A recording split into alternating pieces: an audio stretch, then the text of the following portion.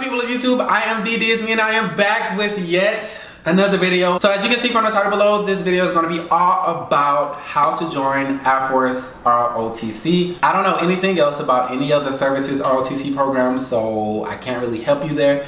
But I do know quite a bit about Air Force ROTC. Why? Because I myself am an Air Force ROTC cadet. If you are new to me or my channel and this is your first time ever seeing me, welcome. Yes, I am a prior enlisted cadet in Air Force ROTC now. I served 4 years and got off, blah, blah, blah, same exact thing that I say every single time.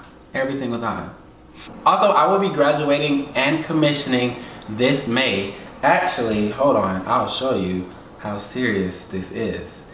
I actually have a countdown app for the countdown, so if you can see, well, you probably can't see. Anyway, it says that big bar is like a gold bar, and in it has 96 days. So I am 96 days, 19 hours, 15 minutes, and 32 seconds from commissioning. A few things to note. Yes, this is a new location. I moved about a month ago. Also, if you hear a bunch of like ruckus, or not ruckus, but a bunch of like cars and stuff going by, is because I live on like a main street downtown. So without further ado, let's get into this video. So one of the main things that I say the second most asked question, second or third most asked question is, or concern, is how do I get in Air Force ROTC? Most or all of my videos are geared towards my enlisted family, so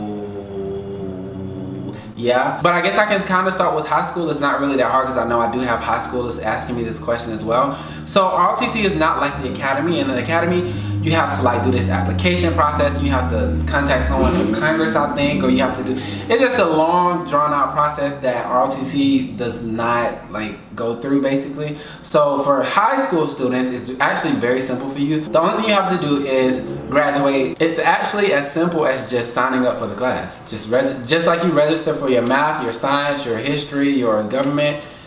It's literally the same exact way. You just sign up for the class. That's it. And then someone's gonna hit you up with what's called NSTOP. I don't know if, I think NSTOP is ROTC-wide, or is that just our dad? Before you graduate, make sure you apply to the college that you want to attend that has ROTC. Don't just apply to any college. Apply to a college that has ROTC, whether it's a whole school or some like cross-town agreement type thing. I made a video on that before somewhere, I don't know where it is. So once you have applied to the school and you have graduated, there's going to come a time where you have to apply for classes. The only thing you have to do is apply for the class. That's it. Just apply for the class. Once you apply for the class, the cadre or whoever is in, maybe the program manager of ROTC, is going to contact you through email or something like that, and then he's probably going to give you, he or she is probably going to give you like a date to show up or something, and it's like, what is it called? Like in processing basically, and you're in. That's pretty much it. Like I said, it's really easy for high school students. Now, for my enlisted family, it's a little bit more complicated for us because we have to worry about things like separating, DD-214, whether or not we were going to go reserve or guard, anything like that. So I am here to help you with all of that. ROTC is one of the biggest, I think it's the biggest commissioning source for officers. I think it's ROTC, then the academy, then OTS. ROTC isn't a program that you have to apply to. That is the biggest misconception, I don't know. That's the biggest like issue when it comes to ROTC, is a lot of people think you have to apply, or like there's an application process. The only application process there is programs like AECP, POC, ERP, and the SOAR and all of that. That is the only, when you're talking about an application process, that is the application process. But in order to get into Air Force ROTC, there isn't really an application process. You kind of just show up. For starters, like I said before, ROTC is not a program, okay? And by that, I mean, it's not like, you know how like sometimes you can see I think AECP, ASCP, like the whole scholarship programs, and SOAR, that's a really popular, these are all commissioning sources, by the way. SOAR and all of these other like commissioning things. It's not a program like that. Now, you can get into a program like that. You'll just have to go to your education office and like ask them questions about how to get accepted, what are the requirements. And those programs like the AECP, ASCP, SOAR, POC, ERP, all of those programs, you usually, I think you come you'll separate early. So you'll get accepted into the program, and then you'll separate early, and then you'll come to ROTC and basically like use a scholarship and stuff like that. That's kind of like a whole nother ball game. For now, I just want to talk about how to get into Air Force ROTC, kind of I guess like the regular way, kind of like how I did. Anyway, so the way I did it was I came off of active. It's very simple. I came off of active duty, and well, first, actually step-by-step process.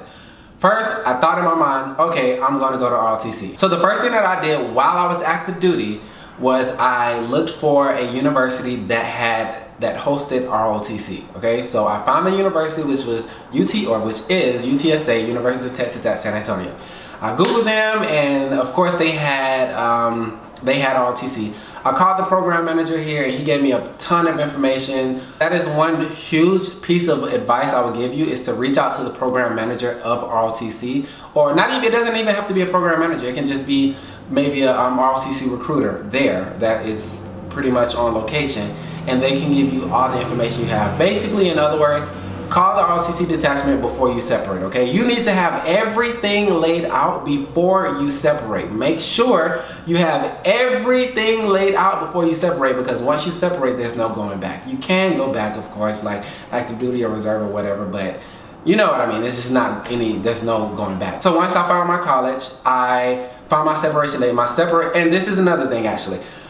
You can be in ROTC and still be on active duty, but there's a catch to it. It's kind of weird, because I know this is a problem with a lot of people. So for instance, my separation date was September 3rd, right? School started August 14th. Does that mean that, oh well, I won't be able to start ROTC until September 13th or September 3rd or September 4th? No, that's not what that means. I was able to still start ROTC, however, I was not able to contract, and it was like a different, it was just a different ballgame. You have to call Cadre at the ROTC location to find out more information for that. So basically, once I started ROTC, I was still active duty, and honestly, at that point, I still could have re-enlisted and everything, but I didn't. Of course, I was on actually, what happened is I took terminal leave. If you are in the early stages of your career, make sure you save up enough terminal leave. If you are in a situation like mine, where school starts in August and your separation date is until September or October, make sure you save up enough terminal leave days so you can take that leave and start school. So a few things to watch out for. Make sure you are able to access your DD-214 once you are out, because they are going to need that once you're in processing into Air Force ROTC. Another topic within that topic is reserve and guard plus ROTC. Yes, you can be in Air Force ROTC and the guard or the reserve at the same exact time. The only time it's going to get sticky is when you have to contract. And what does contracting mean? Contracting in ROTC is basically signing your contract saying that, yes, I agreed to serve 4 years as a commissioned officer, or however many years, because I think for pilots it's different. But that's basically what contracting is. Contracting pretty much puts you in a contract, and it's kind of almost guaranteed, as long as you have your academics, basically as long as you complete the checklist for ROTC and passing ROTC and college at the same time, you're pretty much, all the contract says is, hey, you're pretty much, you have to be an officer at this point. There are consequences.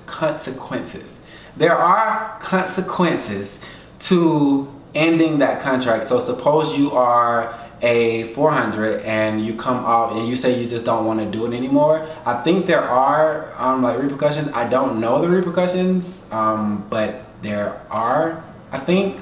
Basically, you will contract right after field training. So you usually go to field training between your 200 and 300 year, which is your sophomore and your junior year. Once you come back from field training, you will pretty much contract. When I did it, so I was in the reserve. I did do the reserve. I only did the reserve for a weekend. That was it.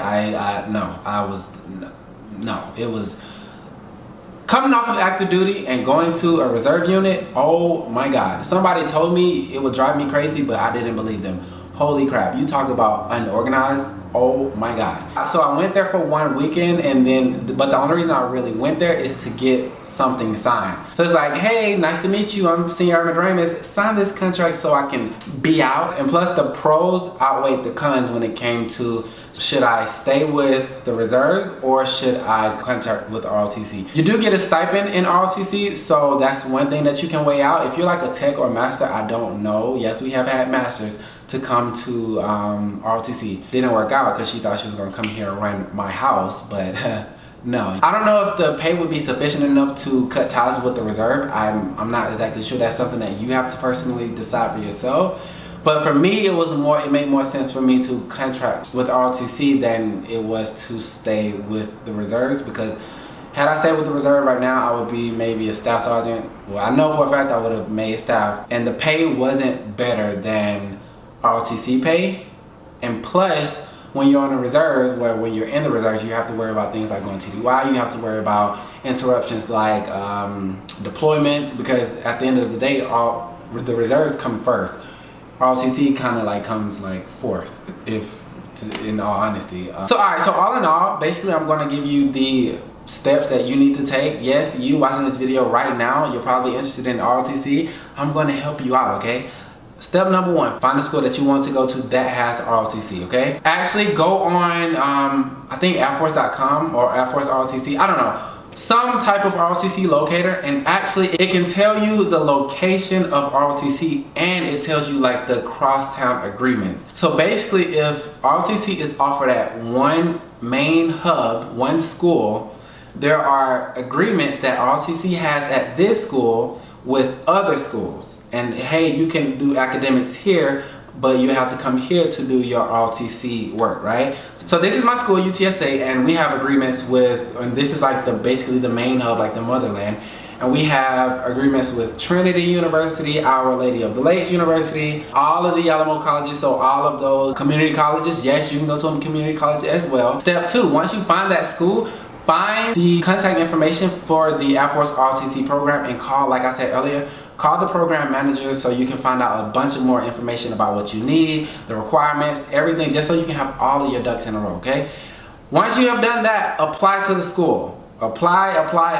It's gonna be very difficult because I know you've been out of college or probably have never even gone to college, and it's just like, it's a whole different ball game. So take your time. I promise you, it's not that hard. It's not impossible to figure out. So once you get accepted, they're going to send you probably something with registration information like, hey, register on this day and all that stuff. Register for your regular academics, and do not forget to register for ROTC. You actually have to sign up for the class. I feel like that is the hardest part. So the whole separating part, the fact that you've been thinking about ROTC shows that you kind of already have a tight grip on this whole separating thing. Like, you kind of know when you separate, how much terminal leave you have. Like, you pretty much already should know that, unless you literally start thinking about Air Force ROTC like today. Once you like registered for class and done all of that, make sure you start working on your out processing, because out processing can be it's really long, and sometimes they can do things that will hold you over, that will hold you on active duty. It's just, you don't want that to happen. So you need to start like now, start like ASAP. One of the biggest things that you need to worry about is the GI Bill. I think I made a video on that before. I'll probably, if you need, should I make a video on that?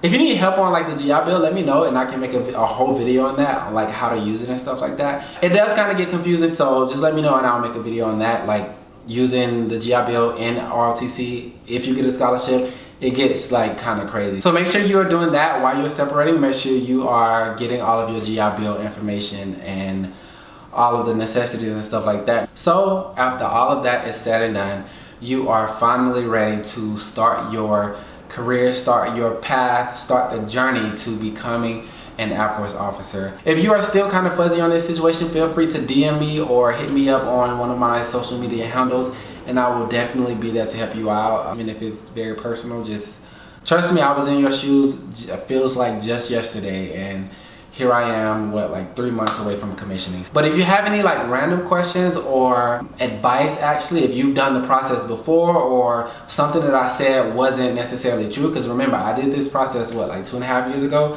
Y'all already know how fast the Air Force changes. Please comment below so I can know and the people watching this video can know as well. And until next time, I will see you guys later.